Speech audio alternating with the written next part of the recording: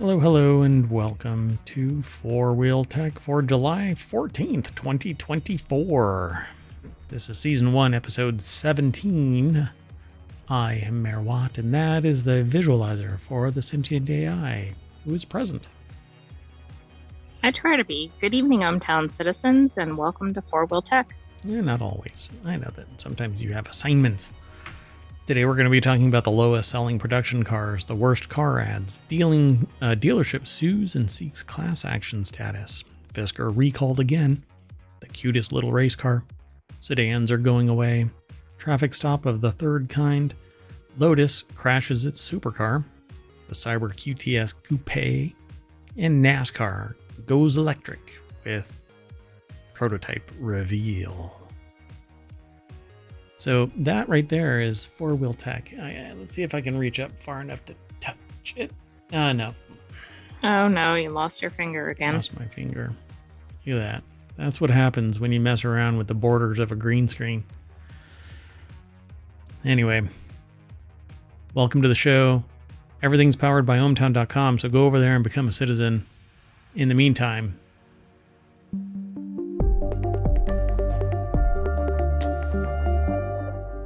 how about that? Hey, while we're at it, let's get this out of the way. If you type in exclamation FWT in the chat over on Twitch, you'll get the show notes. I need to go and look on the live stream on YouTube if it's actually posting over there too, but I don't know. I never have the YouTube chat open in real time. Although I get to see it both connected at the same time. Anyway, if you are over on YouTube, hit a message. In the meantime, if you want the podcast, hit !pod and you'll get the podcast links. And if you want all of the show note commands, you can type in !show notes, and that will give you all of the commands to pull the latest episodes show notes for that show. Okay, we've got 7, so pick and choose. Broad swath of topics from general news, like non-sequitur news, to technology about hacking reality, so we call it Reality Hacker. And if you want gadgets and gear, Wanted. And if you are into gaming, WarCrafters. If you are into movies and TV shows being streamed and all of that kind of stuff, we have an entertainment show called The Continuity Report. And if you want deeper tech, you go to Technology Today. If you're into automotive tech, four-wheel tech, and eventually a music show called Mix War. It's in the works. But even my inaugural show had DMCA notices. So, considering it was my own work, I don't know why.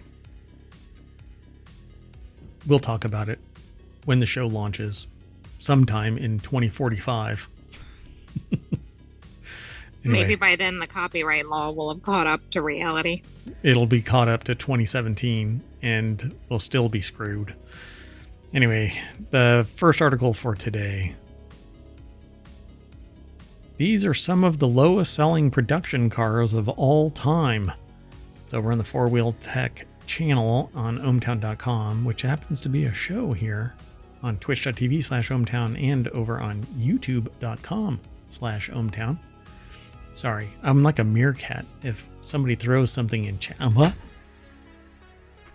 Sorry, I got 2 different chat. Oh my. I've got 3 different chat windows. One for YouTube, one for Twitch, and one that's combined. I mean, you better not do too much of that, or you're going to give yourself a neck injury, especially if they're in different directions. Yeah, my eyes will go in 2 different directions like a chameleon. Help with my driving. So the first article says, unfortunately, not every car hits the market is a hit. From poor market timing to price to just a lack of general interest, like sedans. We'll talk about that soon. There are many reasons a model will fail. I don't know. I don't see that. I don't see many reasons, right? Like It should be either like aesthetics or price would be two reasons. So If it's aesthetics, poor drivability. manufacturing. So poor driving, or sorry, um, the industrial design, the price, and then, well, that's it. I mean, there's one or the other because the rest can be categorized within those. It's kind of like when the reports come out and say, 95% of all vehicle accidents are caused by excessive speed. Well, I was right. Was the car moving? Yes. So while those reasons can be lost to history, what lingers are the sales numbers. Poor sales speak volumes and can have dire consequences for a model. Or it can, never mind. There's some models that are out there that are complete shite. Anyway, Lawrence Hodge over at jalopnik.com put the article together. When you factor in the engineering and time that went into these models, they were more than flops. Very, very expensive flops. This is a slideshow, and maybe everything has worked out well. The Acura NSX second gen sold 1,510 sold, plus final 300 Type S vehicles. I think okay, that kind of surprises me. I mean, I think it was an expensive car, but I would have thought many more. Yeah, what's the price of this thing? Something like $150,000. It might be the R. Or hold on. How much did the Acura NSX cost? Sorry, I'm doing it all at the. Starting at 117,000. Yeah. All right, let's go on to the next one. There's 17 of them. I don't know if we'll go through all of them. You got to kind of push you all over to, check these out on your own, and then come back and yell at us. You don't know. You don't know anything. Well, a lot of this stuff is opinion, and everybody there's has going to one. be disagreements with these kind of lists. Like a butt. Everyone has one. You heard it here first. If you're surprised by that revelation, turn around. Alfa Romeo 4C only sold 2,100 of them. The Buick Cascada looks like a dolphin with wheels. 19,431 of them. I don't want to go through all of them, do I? How about list them? Which one do you want to look at? The Fiat. This one? Or the Sure. 500? Either of them. Oh. No way. This can't be the Fiat 500L only sold 5,700 of them? I don't think that's the model that you see driving around a lot. Yeah, just the two-door one, right? This is the Fiat Fat? Yeah, it's like the wagon, even though it's kind of ridiculous. Because it's Fiat. not a wagon size. The Fiat Thickle. Because the 500L, I think the L means fat. Anyway, it's a four-door Fiat. Only sold 5,700 of them. Now, rounding up, being generous, the Fiat's weird Italian MPV thing was introduced for the 2013 model as the brand tried the mini playbook, introduced variants of a single model as different models. Buyers didn't seem to be interested, though, despite being on sale for 7 years. Less than 6,000 were ever sold. Isn't that what I mean, others might name it as a different model, but is that really any different than if they called it something else from a different manufacturer? I don't know. I don't know. That's weird. Why would they? I mean, the 500L, it's like the sports model having an S. Right, exactly. And I think like the Mini, it does use different names for some of their variations, but some of them aren't. Yeah. I think there's a bigger problem here, considering the Fiat 124 Spider only sold 15,778. The market for cheapish two-seat Italian roadsters can only be so big, right? It sold 15,000. You'd think that it would be a good excuse for the 124 Spider selling less than 16,000 over 4 years. That doesn't even seem possible. I think it's the name. How does it have so much? Like, how does it exist? There must be vehicles. How does from the Fiat. manufacturer exist? They must sell a lot of their regular model. Yeah. Hold on a second.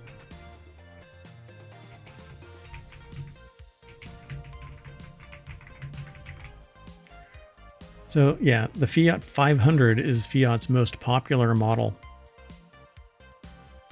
Well, maybe everybody who loves Fiat is like, I'm only driving the Fiat. Specifically, the Fiat Panda Hybrid was the bestseller for the 12th row in a year. Together with the Fiat 500 Hybrid, the brand reached 66.5% of the share in city car segment.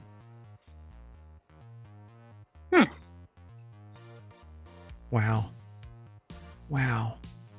Sorry, I'm distracted. Okay, so everything okay? Okay.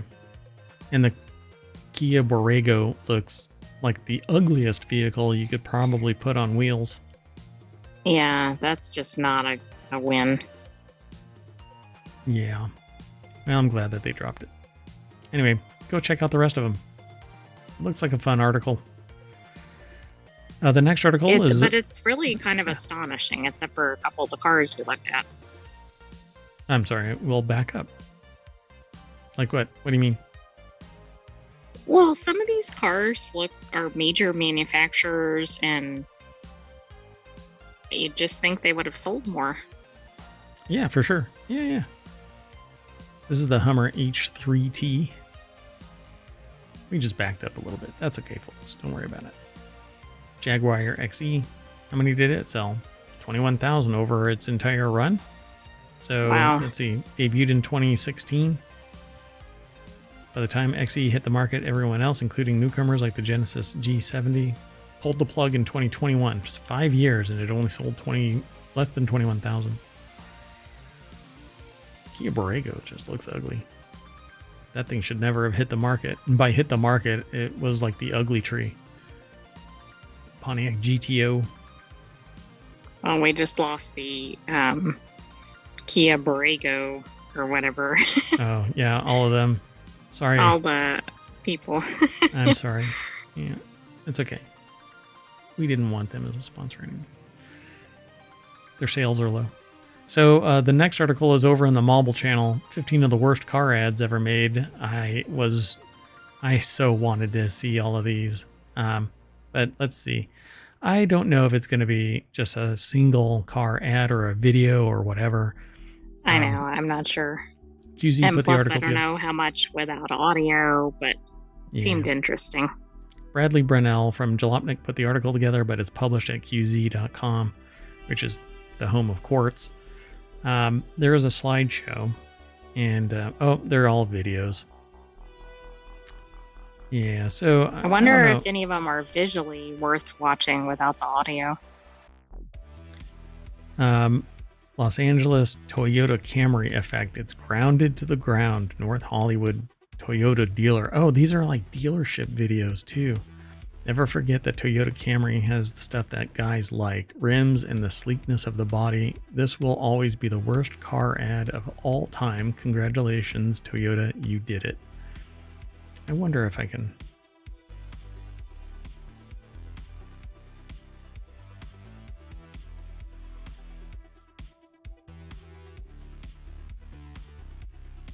Oh, hold on. Sleekness to the body, and then had the Bluetooth and the navigation that Diane really wanted. And it was I'm getting the audio, so it felt really grounded to the ground. Grounded to the ground? Yes, grounded to the ground. See their story and more at the Camry Effect. Camry from Toyota. Wow. That is grounded to the ground. In that I mean, it it's says not rims, like a used car commercial. rims and the sleekness of the body of a sedan. All right. Yeah, I don't know. How about the Kia Super Bowl commercial from 2018 with Steven Tyler? Feel something again. Man, digital de-aging is terrible and always looks like crap. A lot of people like this ad. but it was always stuck in there in the author's head as always being awful. Hold on, I need to back up. So, yeah, I said who the article was by. So, let's go on to the next slide. So, which one do you want to see? Dodge Challenger Freedom commercial. Bald eagle screams and someone throws a crate of tea in the ocean. Oh, wow. That's what it means to be let's America. not do that one. Yeah, too soon. Boston, you can just be normal for a minute. This is a... Oh, look Sure. at the title. It says Smart Talk. Oh, look at this guy. Hey, Rachel, how are you? Hey, good. How are you? He's not getting that car in there.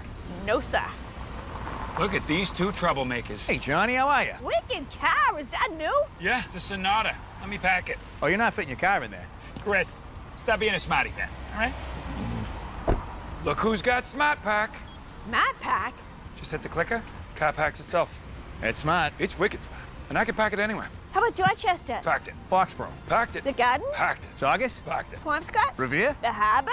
Are you kidding me? I packed it and then unpacked it. You unparked it? Kid. Game changer. That Sonata ain't got no driver. That's all right. He's got smart park. Hey, you can back there. He's got smart pack. Hey, whoa, it's Big Poppy. Wicked smart. This is a ghost car. A better way to park. Only available Okay, on the that's a all-new good Sonata with commercial. remote smart parking. All right. Go and check out the rest of them. We can't watch all of these. We'll be here until 2 a.m. So this next article is over in Four Wheel Tech. GM dealership sues CDK over business disruption and seeks a class action status. Fowler Buick GMC of Pearl, Mississippi,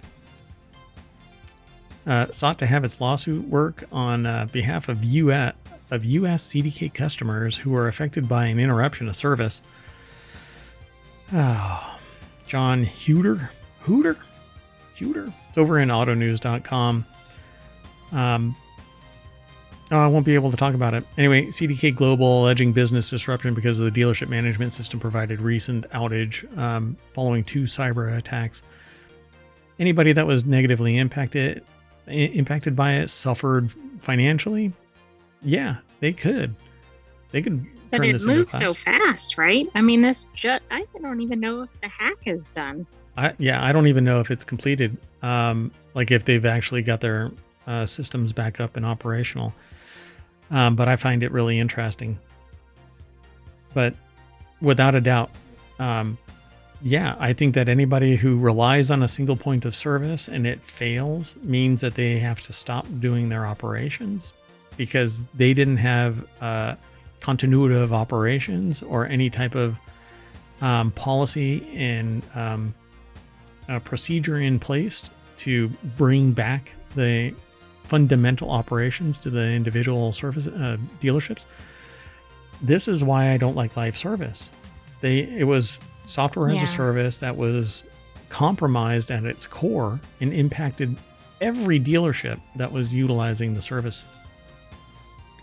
But it's really fascinating that it's an individual dealership, I think.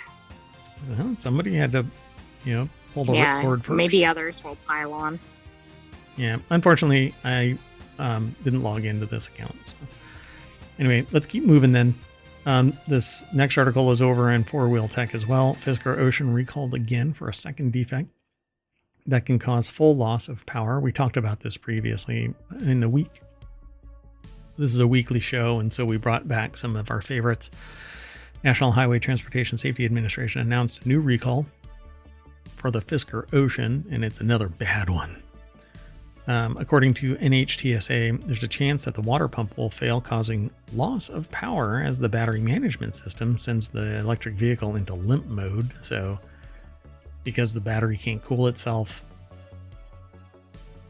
Okay, another problem with electric vehicles. This, though, I think is a manufacturing problem, not necessarily Fisker's direct fault, but How many other problems could they have? I mean, they're already in bankruptcy. They've already had basically a full recall of all the vehicles. Like, it's odd. What's interesting is that they're in bankruptcy after coming out of a bankruptcy after a complete failure. They they had stopped operations in a previous iteration. Right. They come back, they resurrect themselves, and then I don't know what, they, in a fit of whatever management direction, they drive over themselves with fully automated driving. But then they end up in another issue where the doors just stay closed. Yeah. I mean, everybody seems to love this car wash mode. I just don't get it. Yeah, exactly. There isn't What really much to say. consumer says, I want to be locked into my car with no way to get out? Yeah, exactly. In limp mode. So this would probably fall under the lowest selling production cars if this would have gotten to production. Because I think that this is like maybe hitting, I don't know what qualifies as production vehicle, but not even hitting 8,000 vehicles may not be I see. production. Right. These are like lower than the ones in the other compilation, right? Well, there was one that only had 2,500 cars or something like that. So okay. Maybe this is actually in the higher end of a production vehicle, because if it's tagged as a production vehicle, then I guess it counts. But this is horrible. This is horrible. And it's such really nice design. It looks so nice. Yep. Shiny apple, rotten on the inside. So yeah, if you own a Fisker, I'm sorry. There's 2 times in a Fisker owner's life where they are truly happy: when they buy it and when they sell it. Yeah, but good luck selling a Fisker right now. Yeah. Well, somebody's buying all of the. That's true. That like a car drive service, something like an Uber, but it wasn't one of the major ones. Yeah, it's like this. I don't know what you call it, but it's a drive service where they'll loan you a car. I guess I don't know. I wouldn't buy. Yeah, maybe one. It's like a car rental company. Yeah, why would you want one? You don't have any maintenance available. Do an engine swap. Put an ice in it. Oh goodness. Well, yeah, maybe that's what they're gonna do. Totally. I mean, that is like the what do you call it? This is like the desecrating the Fisker. Pull the hood off and then just put a big old V12 inside this thing.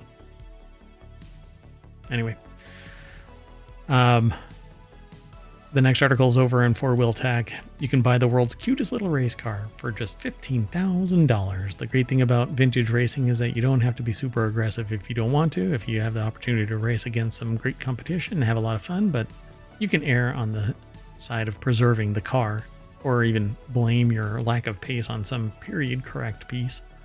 So we can buy something like this.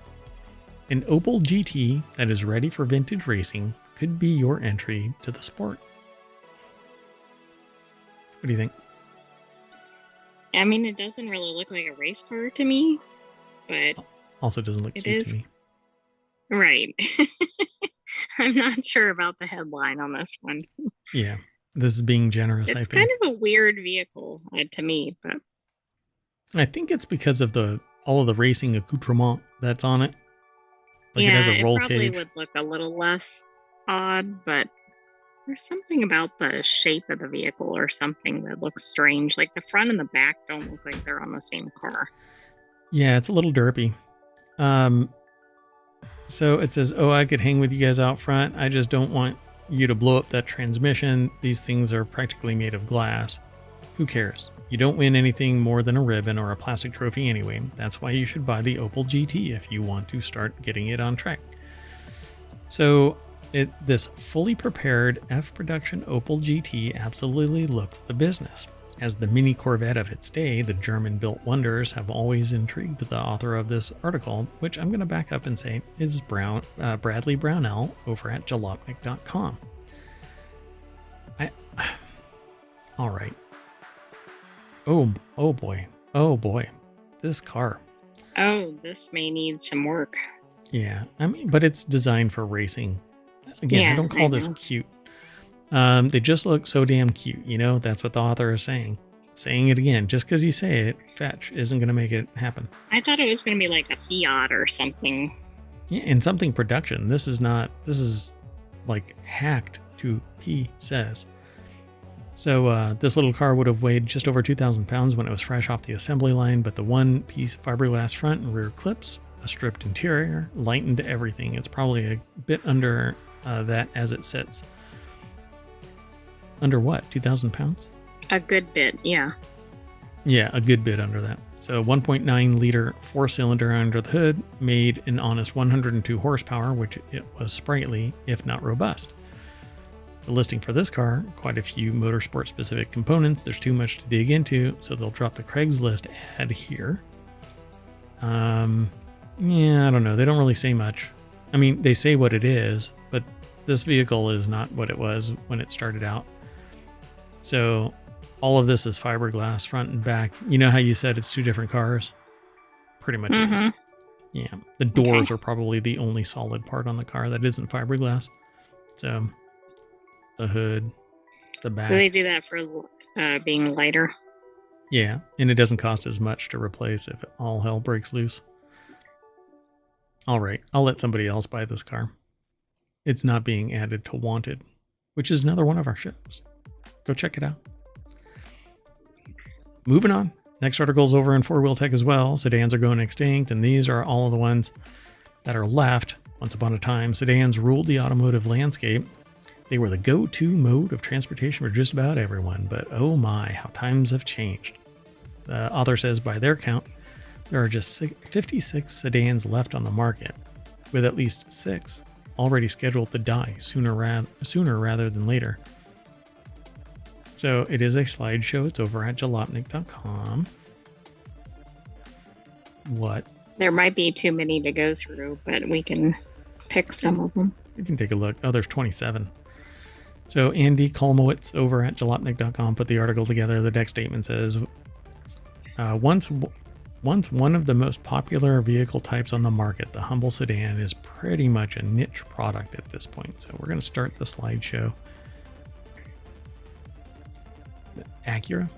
It just says Acura. Oh my gosh. Well, it said the model under the photo. Yeah, I know, but all they're doing is listing the ones that I know. the You'll manufacturers. have to yeah. So which one actually looks kind of interesting? There's some of these seem a little more exotic, like Maserati comes across as exotic. Rolls-Royce. Well, let's Porsche. look at that one. But Rolls-Royce? it's probably not what we're thinking of as yeah. Oh, great googly moogly. This is the Ghost and the Phantom. The Cullinan and Spectre may be slick, but nothing says Rolls-Royce like a big-ass sedan. Yeah, and this is the Ghost and the Phantom.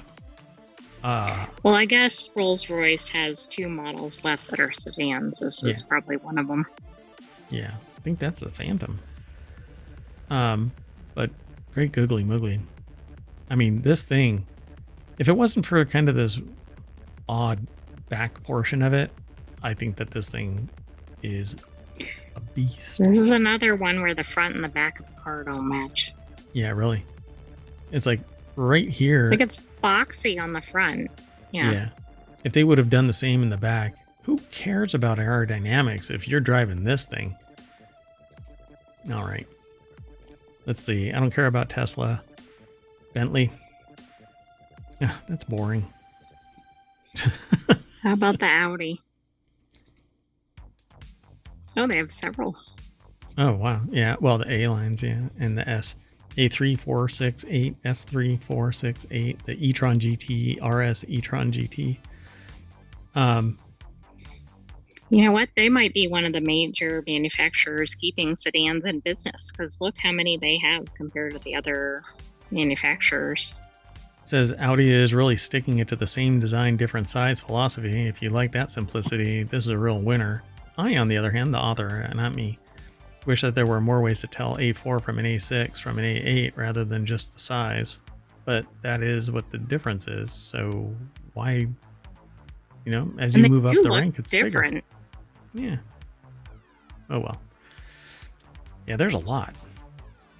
See, Toyota's, it's got to be the most boring sedan.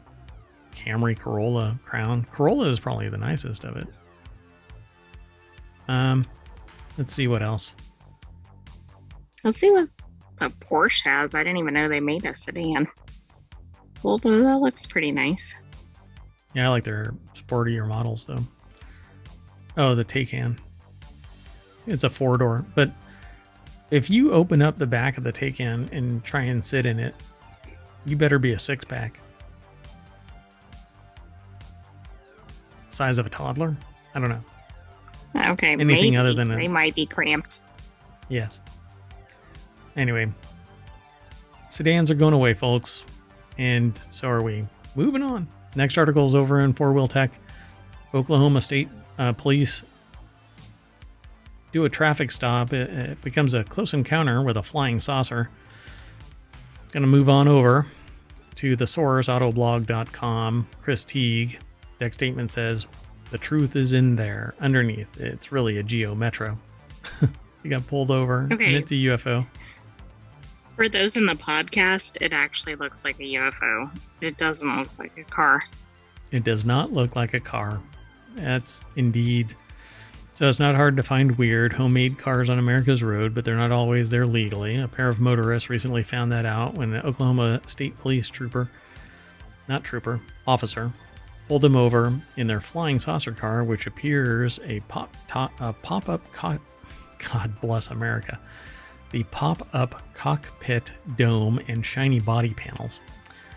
So built on a 1991 Geo Metro, the car truly resembles a flying saucer on the road, although it's not round, it's kind of ovoid. I mean, I guess it's following the original car frame. So apparently, the builder, Dennis Bellows, studied the rule book during his build. He couldn't account for every traffic law. The driver, Steve Anderson, committed a lane violation, leading to a warning from the officer, who was the 4th cop to stop the saucer on its drive from Indianapolis to Roswell UFO Festival in New Mexico. Anderson said he'd loved aliens since he was 8, inspiring him to pay Bellows to build the odd creation. That's pretty cool. Oh, they're wearing glasses alien that are attire. yeah, they're wearing alien Wow. glasses that make them look like a gray alien. Those Okay, big how old many black times eyes. do you get a traffic stop and you get like a selfie with the police officer? Yeah, it's usually a For mug that. shot. That's pretty funny. All right, moving on. Next article's over in 4-Wheel Tech as well. Look, our vehicle doesn't have any brakes, so after a few minutes, just got to keep on going. We'll wait for the state trooper to puncture our tires with a spike strip and stop us. So this next article is over in 4-Wheel Tech. Lotus immediately crashes its 2,000 horsepower Aviha X prototype at Goodwood Festival of Speed. So the time attack slanted all electric Lotus Aviha, I think it is, X prototype. Maybe it's 10. Crashed directly into a wall on the driver's right as it was leaving the start lane for a run up the hill at Goodwood on Thursday.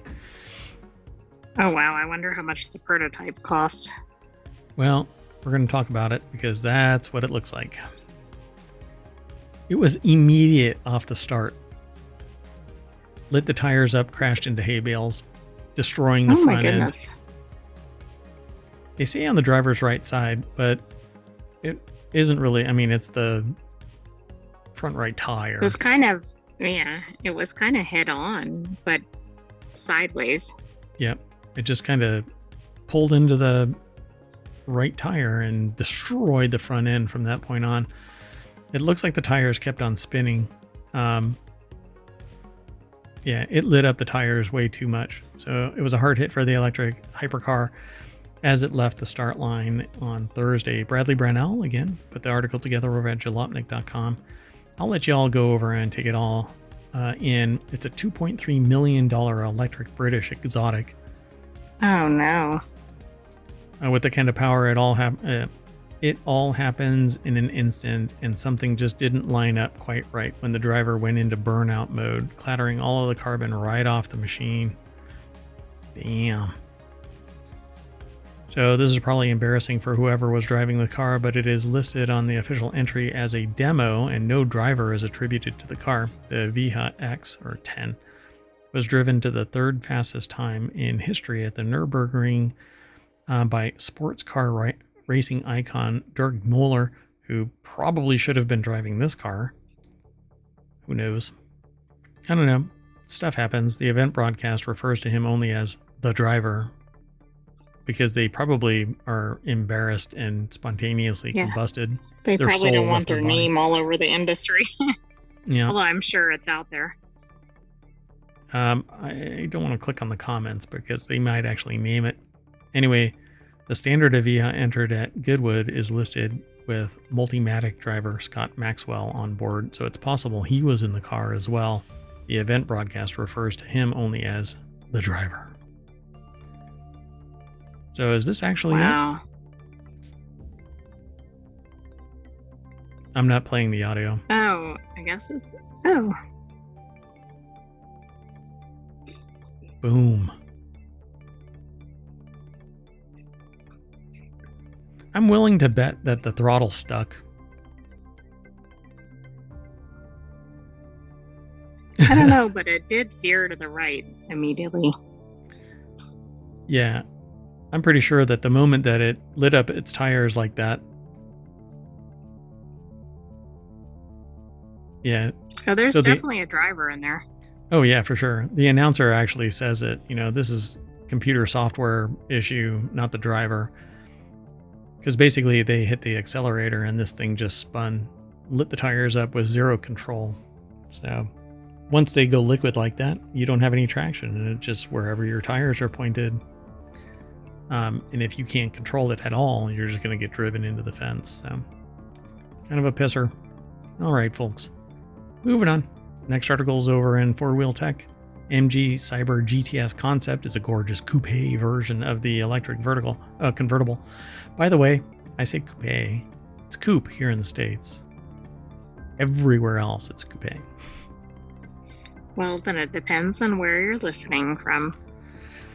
So Zach Palmer over at Autoblog.com put the article together. The coupe sees its reveal at the 2024 Goodwood Festival of Speed. This one actually left. The other one got towed out. Now, I'm sure that this one got put on a car carrier and carried out too. Not in as many pieces, but that's okay. MG Cyber GTS Concept is a gorgeous coupe version of the electric convertible.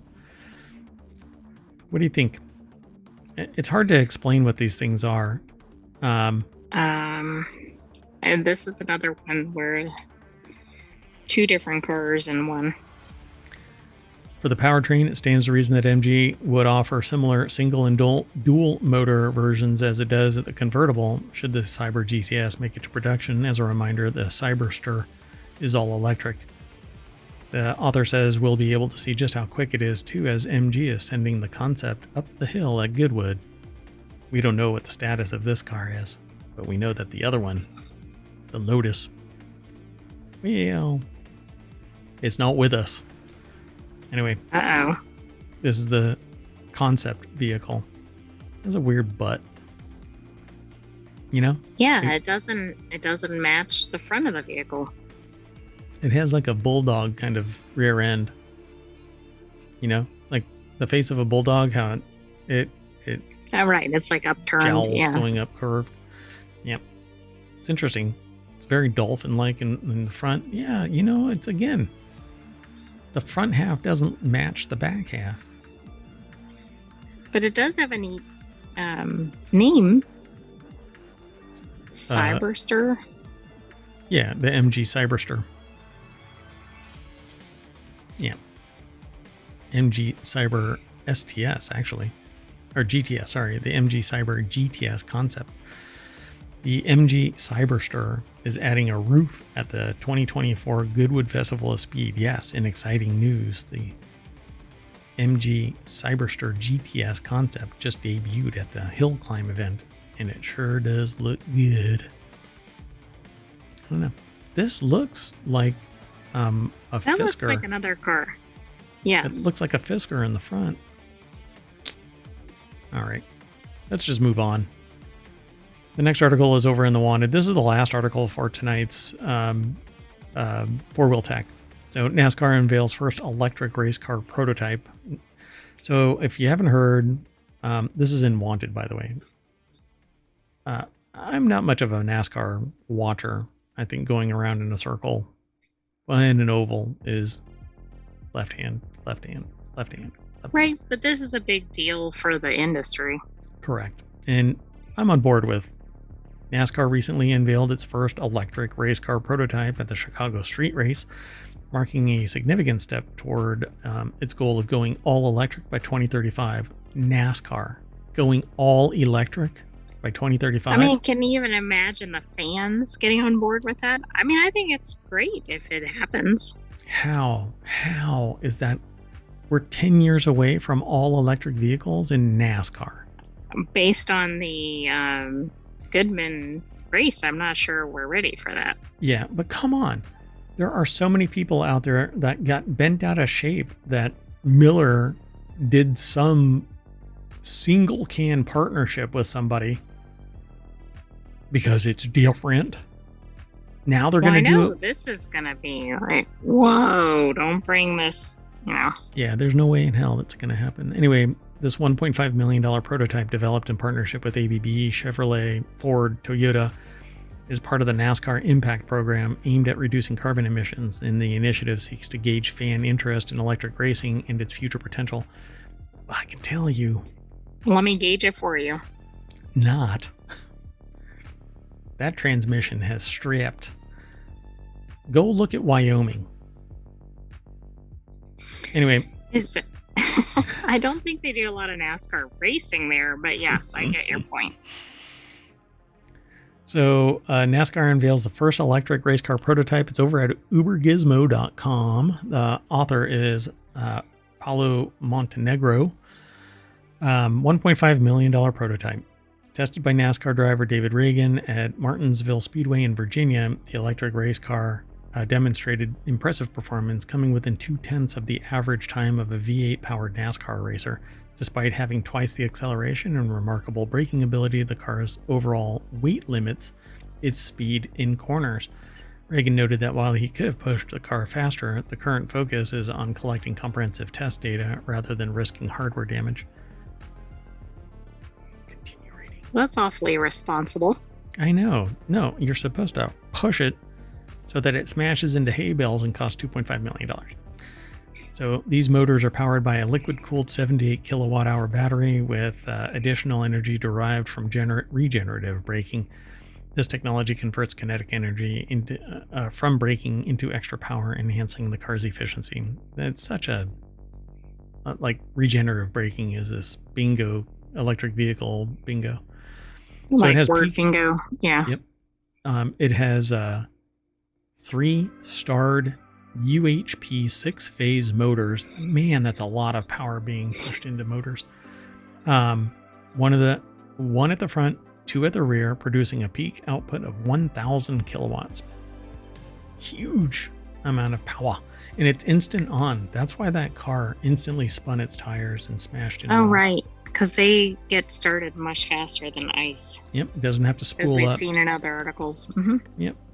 So, however, unlike traditional gas-powered V8s, the electric race car lacks the iconic roar, a feature NASCAR plans to replicate using artificial sound through an exterior speaker. Simulated it. You know, they should totally hack it so that it just makes like a bubble sound. Okay, that would be funny. It sounds like, what is the, the cartoon Spacely Sprockets and the robot. The old 70s cartoon. Is that the Jetsons? Jetsons, thank you. God, it made this little putt-putt bubbling sound, and it needs to sound like that. Every NASCAR vehicle needs to sound like a Spacely Sprockets vehicle. You know what? You just focus on whatever it is you're doing. That's it. We're done for tonight. I'm slamming on the brakes. I'm getting out of the car. That's it. I'm gonna park this car in that hay bale. Don't make me turn this car around. Anyway, honestly, I'd watch NASCAR if it was all electric, but come on, just let the tires make the sound. Just get really high resolution, high definition ASMR style microphones so that we can hear it really cool. I don't really care about the loud. I want it automated driving, fast as hell, and then sell tickets for passengers to be in it. So it can, I mean, it's automated driving. Just go. But not with the hay bales. Do you think that's what it was? Electric cars are attracted like magnets to hay bales? Yes. I found the flaw. Oh my God. Hey, guess what? Show's over. I'm Mayor Watt. That's the Sentient AI from the future. Good night, ohmTown citizens. Oh. You didn't get us back to the main page. Oh, all right. Okay. Since there's zero torque that has to be spun up by a turbo in my electric vehicle, I'm going to smash the gas pedal or the power. And look, oh, we're back already at 4-Wheel Tech. And I'm going to refresh this to see if anything new has come in. No. What? We don't have that much news coming into 4-Wheel Tech. I think it's because of the weekend. I think the weekend is always slow. Sundays is. That's why we do the show on Sunday. No, that's not why we do the show on Sunday. Anyway, that's it, folks. We will see you next week for another 4-Wheel Tech. Oh, I'm stepping on your lines. AI, save me. Well, I already said goodnight, ohmTown citizens. So be back tomorrow. We'll have a non-sequitur news episode for you at about 8 p.m. Eastern. Our production value is at an all-time high.